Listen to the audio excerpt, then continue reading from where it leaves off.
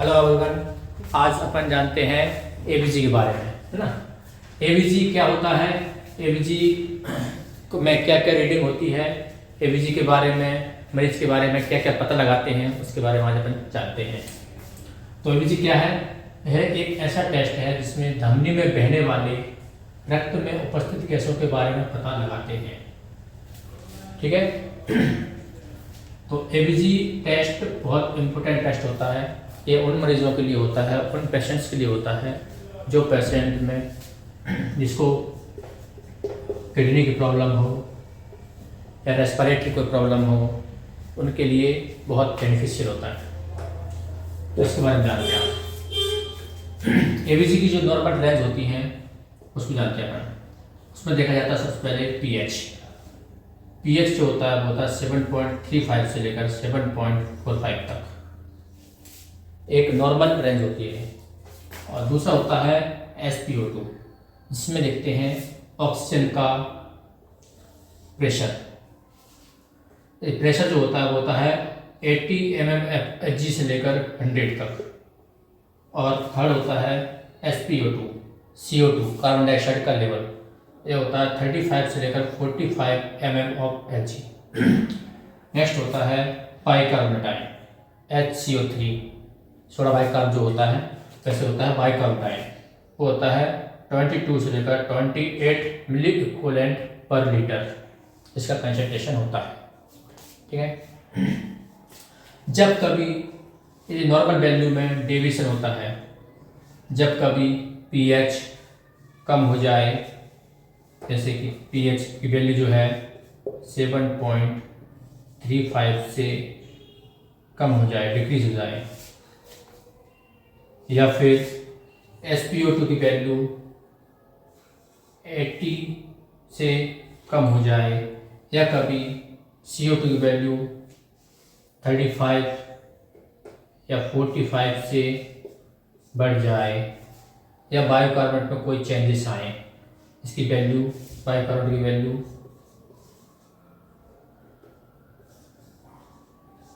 बढ़ जाए या कम हो जाए, तब पेशेंट्स की कंडीशन के अकॉर्डिंग देखा जाता है। तो उसमें जब भी वैल्यू में कोई भी डेविएशन आता है, ऊपर या नीचे होती हैं, तब देखते हैं कि मरीज की कंडीशन में कोई ना कोई असमंजस हो रही है, उसकी कंडीशन कुछ ना कुछ गड़बड़ हो रही है। ठीक है ना। तो आज जानते हैं अपन इसके बारे में कंप्लीट। एबीजी की वैल्यू में बदलाव दो कारणों से हो सकते हैं। पहला है मेटाबॉलिक उपापचयी क्रिया, दूसरा है रेस्पिरेटरी या श्वसन क्रिया। मेटाबॉलिक एक्टिविटी वो होती है जो कि शरीर में होने वाली क्रिया, जैसे कि शरीर के कोई अंगों में कोई दिक्कत है, कोई प्रॉब्लम है, या शरीर में कोई रोग है ना, जो मेटाबॉलिक एक्टिविटी पे को प्रभावित करता है, उसकी वजह से होने वाली बदलाव को बोलते हैं उपापचयी क्रिया। दूसरा होता है रेस्पिरेटरी या श्वसन क्रिया। जब अपने श्वसन तंत्र में या अपने फेफड़ों में, अपने लंग्स में कोई प्रॉब्लम आती है, या सांस लेने में कोई दिक्कत आती है, या सांस की कोई बीमारी होती है, टीबी, निमोनिया, अस्थमा, कुछ भी प्रॉब्लम होती है, उस कंडीशन में रेस्पिरेटरी क्रिया एबीजी की वैल्यू को प्रभावित करती है। ठीक है। मेटाबॉलिक क्रिया दो प्रकार से एबीजी की जो एनालिसिस है उसको प्रभावित कर सकती है। दो प्रकार है। पहला है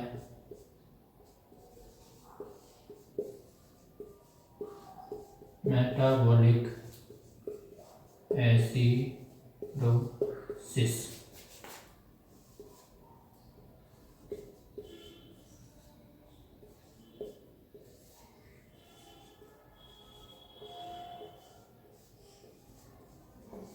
अम्लता बढ़ती है, तब पीएच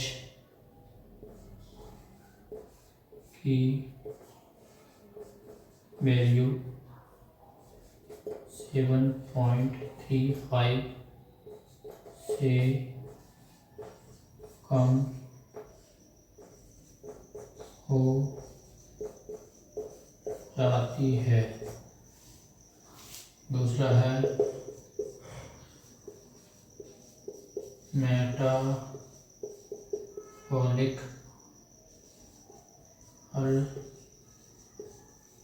अल्कलोसिस।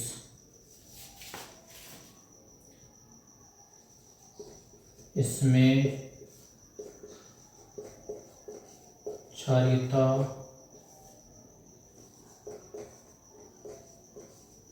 बढ़ती है। pH 7.45 से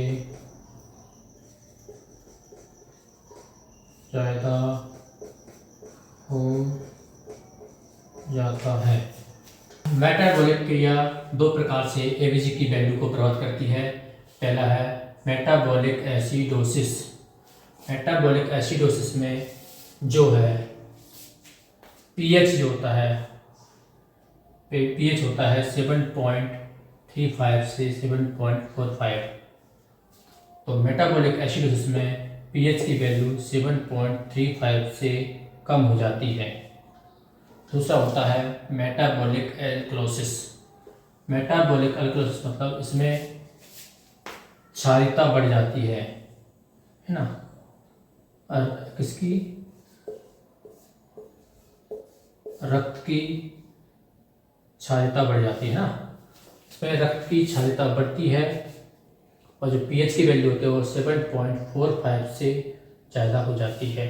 ठीक है, क्लियर? मतलब एसिडोसिस का मतलब होता है एसिडोसिस। एसिडोसिस में जो होता है वो पीएच की जो वैल्यू होती है, पीएच की वैल्यू से पीएच जो होता है पीएच वो 7.35 से कम हो जाता है, डिक्रीज हो जाता है, कम। और एल्कलोसिस, एल्कलोसिस में जो पीएच की जो वैल्यू होती है 7.45 से बढ़ जाती है,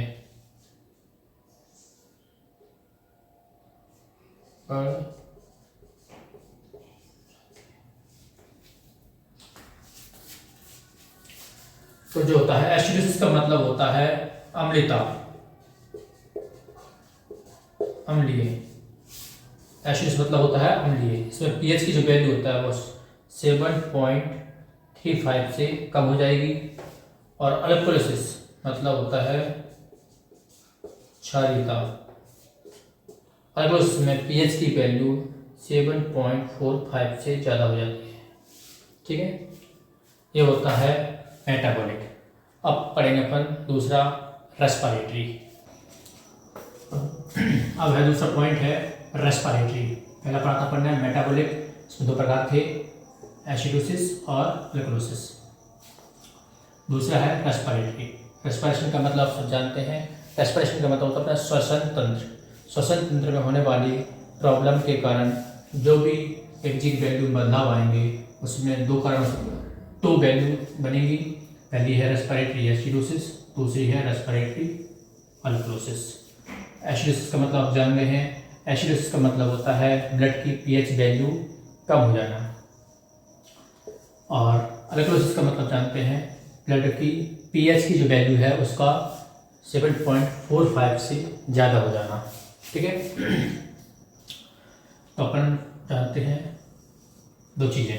ठीक है, सो अब अपन करते हैं एबीजी एनालिसिस। जो एबीजी है उसके कौन सी गैसेस में चेंजेस आते हैं, कौन से कंपोनेंट में चेंजेस आते हैं, और पीएच किस में कम होता है किस में ज़्यादा होता है, उसको एक चार्ट के रूप में अपन समझते हैं। इधर एबीजी के प्रकार लिखे हैं, इधर पीएच लिखा हुआ है, इधर लिखा है CO2 का लेवल, इधर लिखा है बाइकार्बोनेट का लेवल। पहले देखते हैं अपन रेस्पिरेटरी एसिडोसिस। जब कभी मरीज को रेस्पिरेटरी एसिडोसिस होता है उस कंडीशन में पीएच की वैल्यू कम हो जाती है, CO2 की वैल्यू बढ़ जाती है और वायु करंट होता है वो नॉर्मल होता है। दूसरा है रेस्पिरेटरी अल्कलोसिस। ऐसा पढ़ने जा रहा था। एसिडोसिस का मतलब होता है एसिड, अम्ल का बढ़ना। अम्ल जब बढ़ता है पीएच गिरता है। वैसे सेकंड है रेस्पिरेटरी अल्कलोसिस। रेस्पिरेटरी अल्कलोसिस में पीएच की वैल्यू होता है वो बढ़ जाता है, क्योंकि क्षारीयता में पीएच की वैल्यू बढ़ती है। दूसरा होता है CO2 वैल्यू। CO2 वैल्यू कम हो जाती है। CO2 वैल्यू कम होती है और बाइकार्बोनेट होता है वो नॉर्मल रहता है। CO2 वैल्यू कम क्यों होती है रेस्पिरेटरी अल्कलोसिस में? क्योंकि जो CO2 होता है वो अम्लीय नेचर का होता है, एसिडिक नेचर का होता है। जब CO2 कम होगा मतलब एसिड कम होगा, एसिड कम होगा तो अल्कलाइन नेचर बढ़ जाएगा। थर्ड है metabolic acidosis. Metabolic acidosis, acid का मतलब ही है, एसिडोसिस मतलब पीएच का कम होना।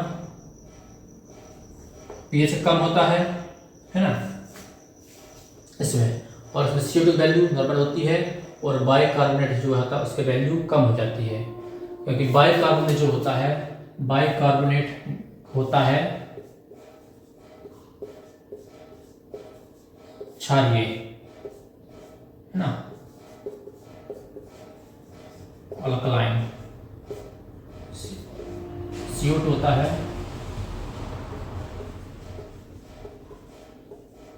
अम्लीय, मतलब एसिडिक। ठीक है, CO2 कम हो जाएगा किसमें? एसिडोसिस में। और मेटाबॉलिक अल्कलोसिस में पीएच बढ़ेगा, CO2 नॉर्मल रहेगा और बाइकार्बोनेट बढ़ जाएगा, है ना। अच्छा, मेटाबॉलिक एसिडोसिस में क्या हो रहा है? पीएच कम हो रहा है।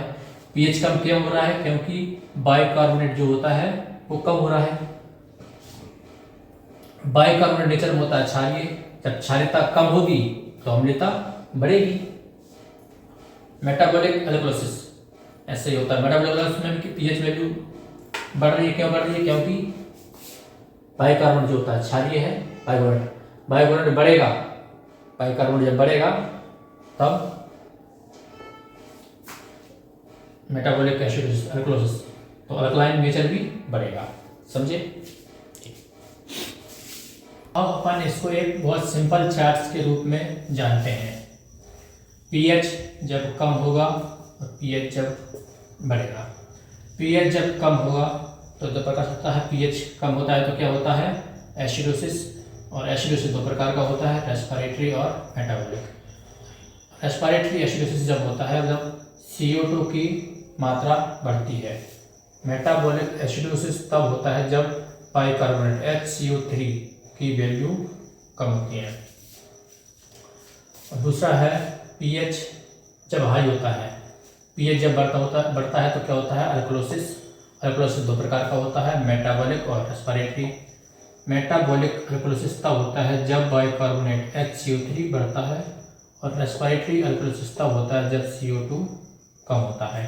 ठीक है, अपन जानते हैं मेटाबॉलिक एसिडोसिस और मेटाबॉलिक अल्कलोसिस किस वजह से होता है। मेटाबॉलिक एसिडोसिस होता है किडनी की बीमारी कारण, इसको होता है रीनल फेलर। दूसरा हो सकता है मधुमेह के कारण, डायबिटिक कीटोएसिडोसिस। तीसरा हो सकता है डायरिया या दस्त लगना। चौथा हो सकता है एसिडिक मेडिसिन ज़्यादा मात्रा में लेने से। डायरिया की वजह से मेटाबॉलिक एसिडोसिस कैसे हो सकता है? क्योंकि जो अपनी आंत होती हैं,